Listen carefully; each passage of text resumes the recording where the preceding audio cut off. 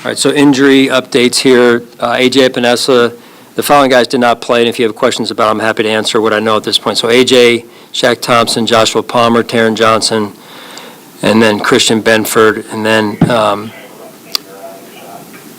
Dalton Kincaid has a hamstring. I believe the report's out there that he's week to week. That is, in fact, true. Landon Jackson with the knee situation going on. Don't know what the timetable is going to look like on that. Still gathering information.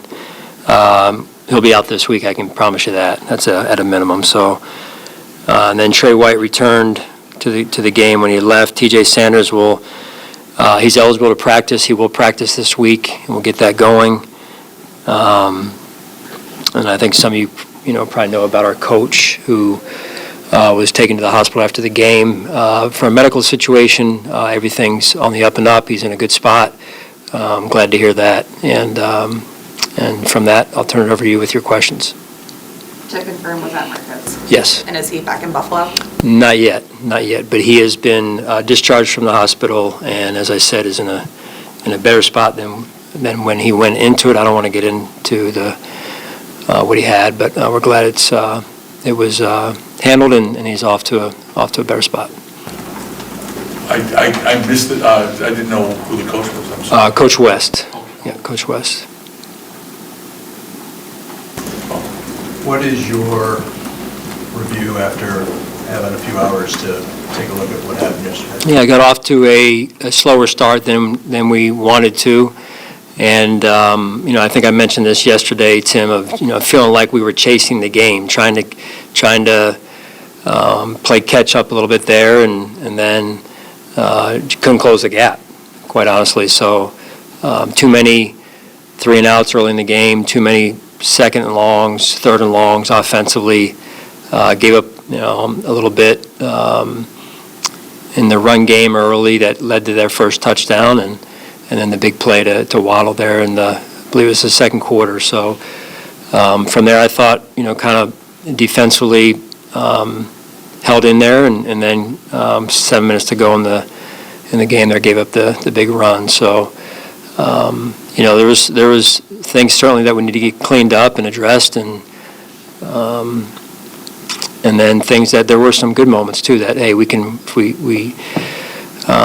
praise that, we celebrate that, and then we hopefully get it again, but not enough at this point. So, what is your level of concern that some of the issues involving the offense have reemerged that we saw against New England and Atlanta? Yeah, that's fair. No, it's continuing to stay on the details, continuing to find different ways to do things. Winning the line of scrimmage, we ran the ball. We just weren't winning some of those first down runs enough right there, and so we got to look at that. And I know coaches are actively looking at that. And then the second downs, we're in the second long, and I think Lance, you mentioned it yesterday, getting back on track, right, getting us to a third down and manageable, and we ended up way too many times third and long, 7+ at a minimum. Sean, are you committed to Joe as your offensive coordinator Yes. the rest of the way? Yes. Mm-hmm. I know the news is very, very fresh, but with what happened with Brian Daboll, given his history here in Buffalo and his relationship with Josh, would there be any consideration to reaching out to him to see if he had any interest in joining the staff in any way? Yeah, no, I understand why you're asking that. Brian's a great coach. Unfortunate to see that happen to him. At this point, that's not under any type of consideration. With Joe, play calling, if there's a problem there, and that's for you to say if there is, what would be the levers that you can pull to maybe improve things from a game planning perspective, and then coming out, especially like early on in the game with the scripted plays as the head coach? What could you do to improve things there? Well, Joe's a good coach. He really is. We've got a really good offensive staff. They've had really good games. You're gonna have some games you want back, some play calls you want back. Those happen. So it's how you respond to them, and I'm fully confident in our offensive staff, and Joe is our leader, that we will make the adjustments we need to make and move us forward.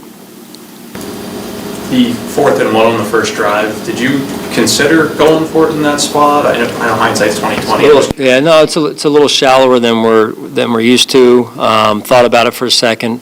It was a long one. I know it said 1 on the scoreboard, a longer one than felt like where we wanted to take a shot at it. So up to that point, we had played, one series, albeit played good on defense, 3-and-out takeaway, and felt confident that we were in a good spot to punt it at that point. So turn the ball over there, and you gift them at least 3 at that point. So I didn't feel like it was the right decision.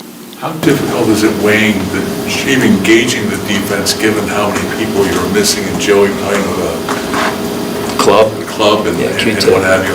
So how do you balance all that and weigh the defense and what you do? Yeah, I mean, I really appreciate the guys. The players played hard in all senses. They played hard. It's in this case, you're asking about the defense. Defense gave up, a couple early, and then all of a sudden we settle in, and guys are battling. The level of guys who have had to step in and step up.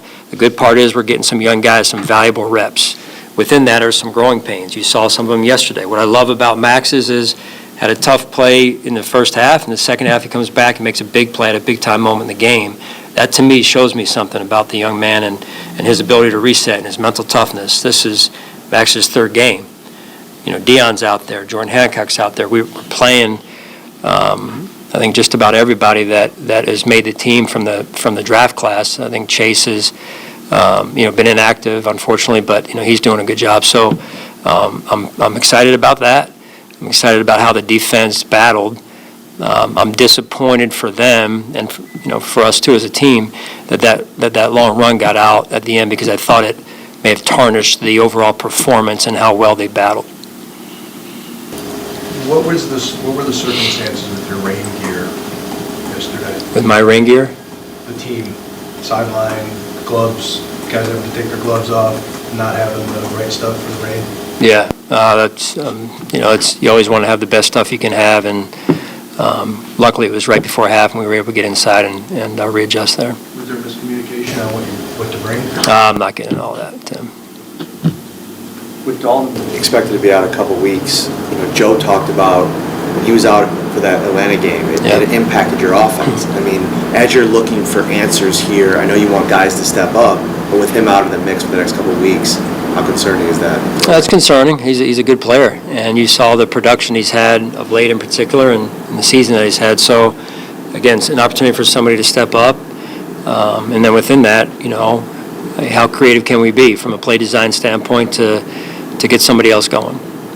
John, you guys have had tough stretches. You've lost games here. You had a tough stretch earlier this year, but the nature of yesterday's loss, there have not been many like that since you've been here, certainly since Josh came.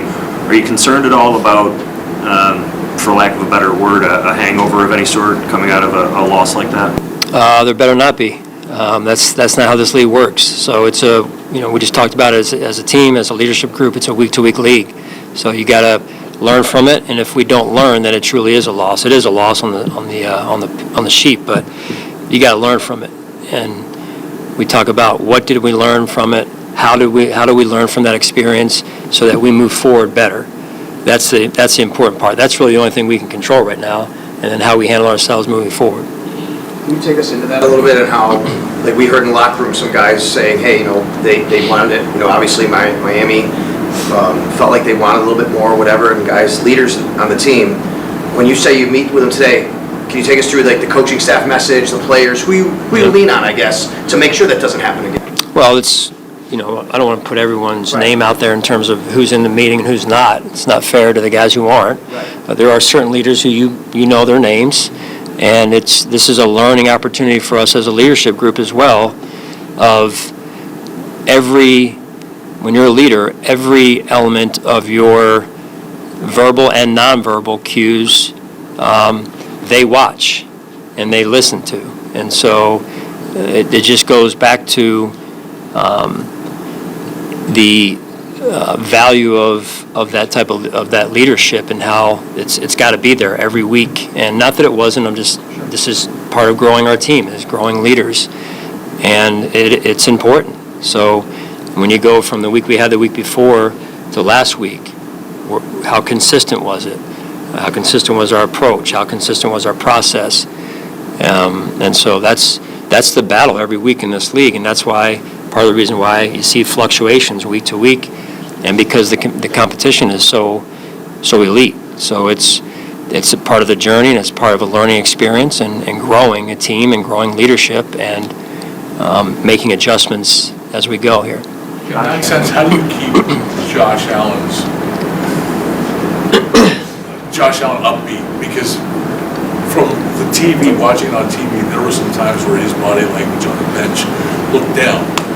Obviously frustrated, he's a competitor, but how do you keep him upbeat through all this? Well, he's a heck of a competitor. He wants to win every play, and you guys know him, you see him. Every day at practice, he's competing in some way, shape, or form, and it's important to him, and rightfully so. He puts a lot into it, so it's really about making sure he stays healthy. That's important, mentally, physically, spiritually healthy, and he's our leader, and we're going to go as he goes, and getting him into a good spot every week is important. You see what happens when he's in that spot. He's really hard to beat, as he was a week ago. Where do you see that psyche right now? Because, we have not seen the passing game struggle to the extent that it has with Josh at the helm, really very often, if at all. So where is his psyche right now? I think he's in a good spot. He's intent on leading our football team. He and I just visited a few minutes ago. He's intent on making sure that we're doing everything possible to get the passing game going in the right direction, and he's fully confident in our staff and Joe in particular. But he's not that he's sitting back. He's very proactive in his approach. I know Keon had a really nice touchdown yesterday. It feels like there's a lot of fan frustration from an effort perspective with Keon, whether it's outside looking in, it's watching the game. Do you feel any of that from him, that there's a lack of effort? We address effort when it needs to be addressed, so if there is, we address it. I can promise you that with any situation, any player, everyone's held at the same level across the board. So high pick, not a draft pick, whatever it is I think that's one of the great things that we do is that even level of accountability. Coach, you spoke about the young defensive players playing a lot of snaps in the last few weeks. Specific to the secondary, how have you been impressed by Cole and Jordan Hancock and Maxwell Kristen? Very impressed. It doesn't mean that there's not been some hiccups there. That's natural, Maddie. There is going to be, as I mentioned with Max, responding within one game. That was impressive. Cole, now 2 games. What do you have? The pick this week, big game last week. He's starting to understand what it looks like and what it has to feel like, and yet he's still not satisfied, which is a good place to be. That hunger that burns within that's an important fire. You mentioned Jordan Hancock out there. He's doing some good things for us on defense and special teams. So we're moving in the right direction. It's a journey. It's just going to take some time. And do you wish Max was out there earlier? Of course you do. Maybe it's not game 3 now. Yesterday it would have been game 8, right? So there's a certain level of experience that comes with game 8 versus game 3 as well. So it's all part of it. I'm proud of them, the way that they're working. The coaches are doing a really good job developing them and making sure that their confidence stays where it needs to be. Just because it's a journey too. So. You expected to be young on defense, but as a head coach, what's it been like to balance the really good with the younger players, but also working with them? What's that like? Just considering the expectations, what you guys want to accomplish this season when you're trying to get these guys integrated. That's the only way you move the team forward, year after year. You've got to be willing to play young players. They have to do their part, as you guys know. I talk about. They've got to make sure that they're preparing the way they need to prepare. Those that do and take advantage of the opportunity, it's natural they'll see more reps. It's not a fancy equation, right? So that's just how we do things, and playing time is earned. But I'm proud of the way those guys have been battling, and they're not fazed by it. So it's good to see. To follow up on Keon, are you satisfied with his level of effort? He knows if I'm not satisfied. He knows if I'm not satisfied, Matt. Sorry about that. Just like any player, it's fair that you're asking about it. I can promise you it gets addressed when it isn't where it needs to be. There are times, like any player or any performer, where it's exactly where it needs to be, and there are times when it's not, and then we have to address it to get it hopefully where it needs to be. So it's addressed. It's been good at times, and other times it can improve for sure. On Gabe Davis, last week, you said, getting a little closer. How did you feel he got through last week? And Do you think there's a chance this week that he could, even step into a role maybe on this? We'll see. We're going to take it one day at a time, just kind of manage expectations and making sure he's in a good spot. Gabe's been a good football player, and it's nice to getting him back healthy again. But that's the part we have to make sure of before we take another step.